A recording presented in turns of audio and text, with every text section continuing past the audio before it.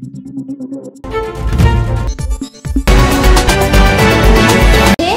Live 24/7.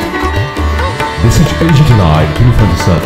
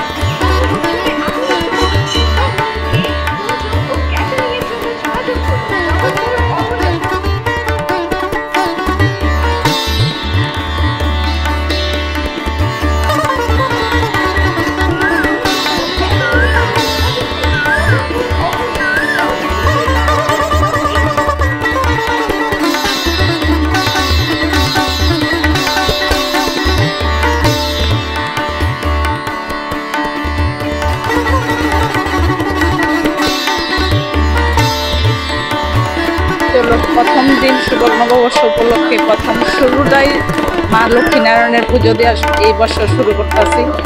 আর মার কাছে আশীর্বাদ নিতেছি সবার মঙ্গল হোক, সবার সুখ শান্তি সমৃদ্ধি ফিরে আসুক।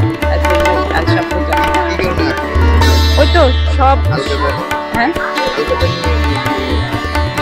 ওই তো দোকানের খাতা নিয়ে এসেছি পূজা দেওয়ার জন্য, পূজা দিছি। দোকানের প্রথম দিনের শুরুটা করতেছি মা পূজা দিয়া, খাতা নিয়ে খাতা যাত্রা করলাম।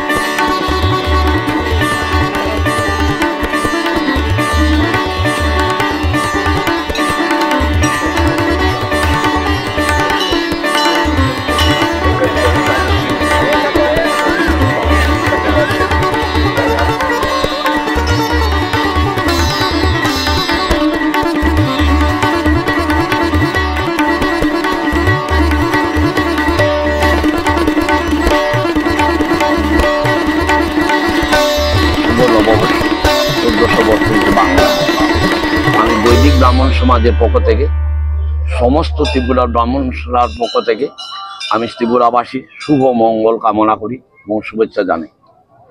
আজকে বছরের প্রথম দিন, এই বছরের প্রথম দিনেই আমাদের হিন্দু সনাতন ধর্মে ৩৩ কোটি দেবতা, ১২ মাসে ১৩ পার্বণ, কিন্তু সর্বদেব দেবীর মধ্যে প্রথমে সিদ্ধিদাতা গণেশের পূজা দিয়া শুরু হয়। লক্ষ্মীনারায়ণ এবং সিদ্ধিদাতা গণেশের পূজা দিয়া বছরের পূজা শুরু হয়।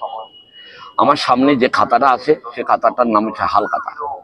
সেটা সত্যযুগের আগে ও বাবর আকবরের আমলে ছিল, এটা মহবত বলা হতো। সেই খাতার মধ্যে সারা বছরের আয় ব্যয় হিসাব নিকাশ লিপিবদ্ধ করা থাকতো।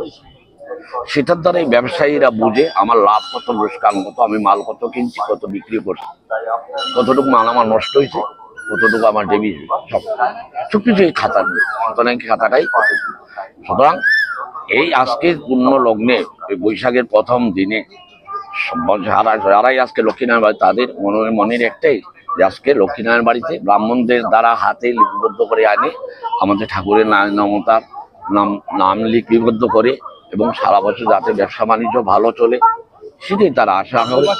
আর আমি ব্রাহ্মণ সমাজের পক্ষ থেকে ত্রিপুরাবাসী সমস্ত, আবারও বলছি, তাদের মঙ্গল কামনা করি।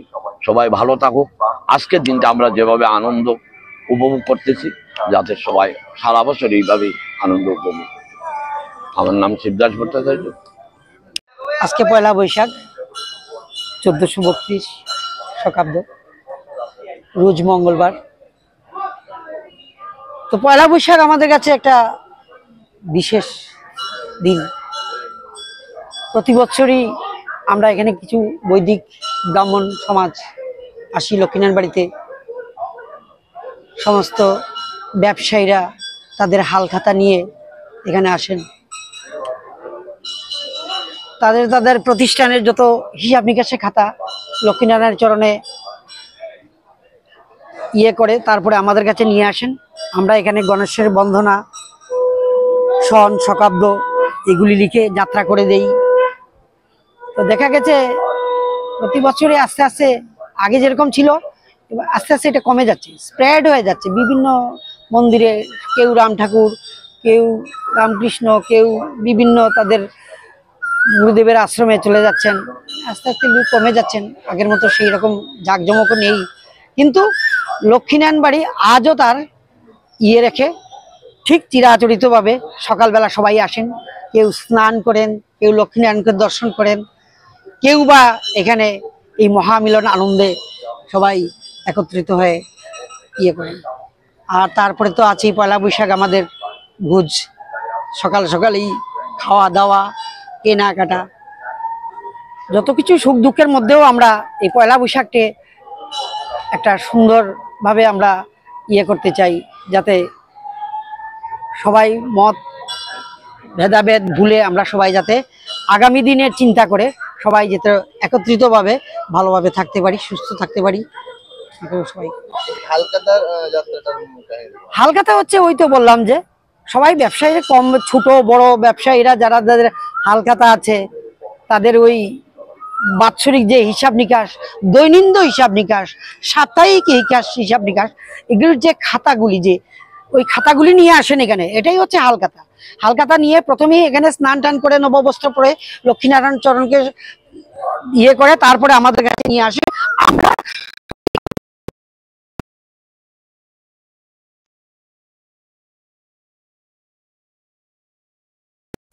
কম্পিউটারের কারণে কোনো প্রভাব পড়েছে কি তার উপর? কম্পিউটার, মোবাইলের এখন পর্যন্ত তো এটা না, এটা তো এরকম দাঁড়িয়ে আছে, এখনো দাঁড়িয়ে আছে। আজকে তো প্রায় আমি এখানে প্রায় 15-20 বছর, কিন্তু এটা একদম স্টিল। হয়তো কেউ অন্য আশ্রমে চলে যায়, তার নিজস্ব আশ্রমে স্প্রেড হয়ে যাচ্ছে, কিন্তু এটা আর কম্পিউটার জায়গাটা এগুলো হবেও না, এটা এরকমই থাকবে।